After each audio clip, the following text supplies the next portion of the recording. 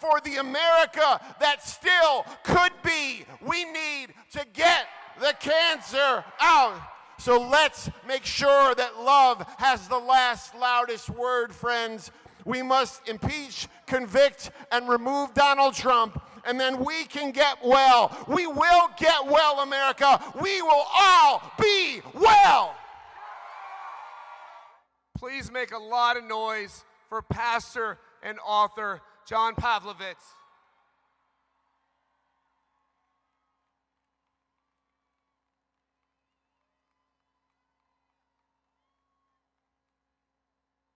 Good afternoon, America. I come to you from Raleigh, North Carolina, with a message. I am so grateful to be here today, but I need to tell you that I am not well. I am sick today, friends. I'm sick to my stomach of constitutional crises, of human rights atrocities, and acts of treason. I'm sick of my Latino and immigrant neighbors being indiscriminately and violently assaulted by masked thugs. I'm sick of food being taken out of the mouths of hungry children. I'm sick of people having to choose between paying their mortgage or their medical bills. I'm sick of my LGBTQ neighbors being persecuted for simply existing. I'm sick of people of color being gerrymandered out of the political process. I'm sick of women having to travel to another state just to have autonomy over their own bodies.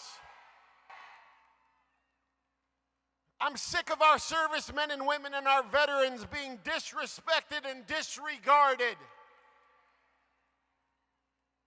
I'm sick of the reality that the greatest border crisis we face is the one separating church and state.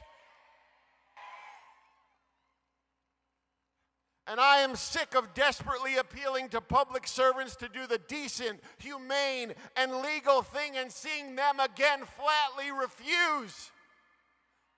America, are you sick of all of this? And it's not just we who are gathered here today who are sickened. This entire nation is not well because in the highest position of leadership, we have one of the most amoral, lawless, vile, hateful human beings to ever walk the planet. He is a man devoid of decency, bereft of empathy, and allergic to truth. And for a decade, he has been a pervasive moral cancer feeding off the body of our republic. He has trafficked in tribalism, stoked division, and pillaged our resources. He has preyed upon the vulnerable, and he is inciting people to revel in the worst of their instincts. Now, I don't know a lot about medicine, but what I do know is that when a body is afflicted with cancer, you do everything you can to remove it. You don't simply let it destroy everything around you without resistance. You don't allow the malignancy to metastasize unimpeded. You don't give it carte blanche for 2 years to ravage whatever is in its path and hope for the best. Friends, for the sake of preserving life, you move heaven and earth to get the cancer out.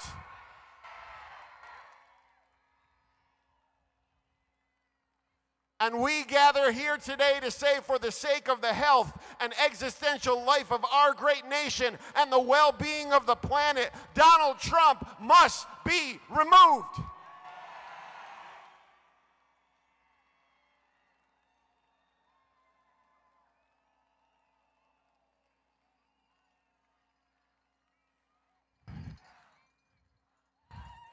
Yes.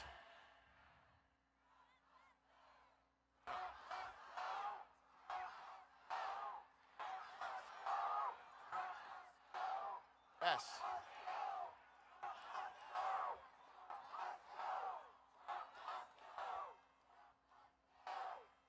And now listen, friends, listen.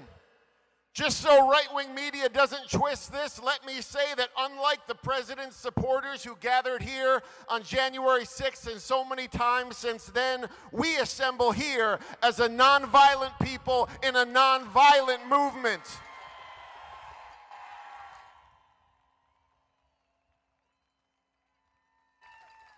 We seek a peaceful, legal, constitutional remedy to this national heart sickness, and it comes in the form of impeachment, conviction, and removal. And this is what we are demanding today.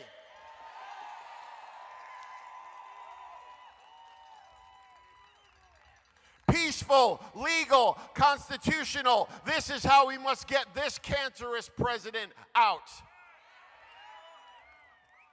And to my conservative friends, this is your fight too.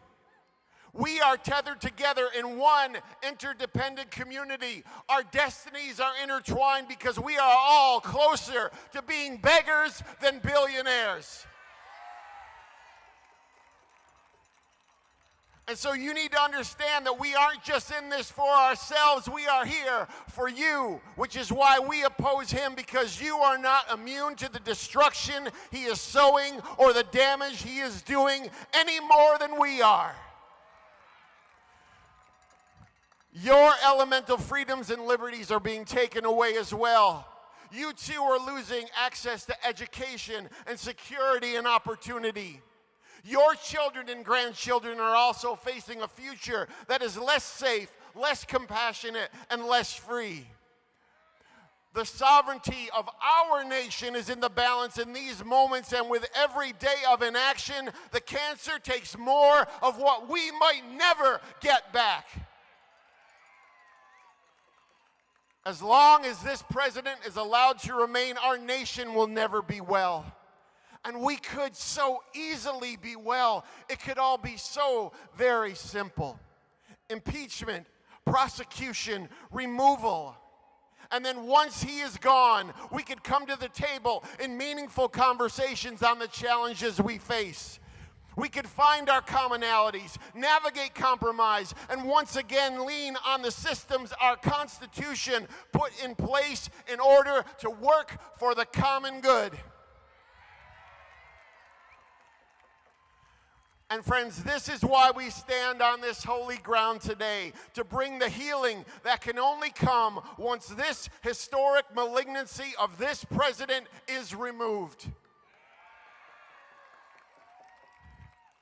So for our Latino and immigrant neighbors, we need to get the cancer out. For survivors of sexual assault, we need to get the cancer out. For our beloved queer neighbors, we need to get the cancer out. For people living in food scarcity and at the edge of poverty, we need to get the cancer out. For Christians, Muslims, Jews, Buddhists, Sikhs, Hindus, agnostics, and atheists, we need to get the cancer out. For the vulnerable, the oppressed, the marginalized, the sick, and the hungry, we need to get the cancer out. For Democrats, Republicans, and independents, we need to get the cancer out. For conservatives, moderates, and liberals, we need to get the cancer out. And for the America that still could be, we need to get the cancer out. So let's make sure that love has the last, loudest word, friends. We must impeach, convict, and remove Donald Trump, and then we can get well. We will get well, America. We will all be well.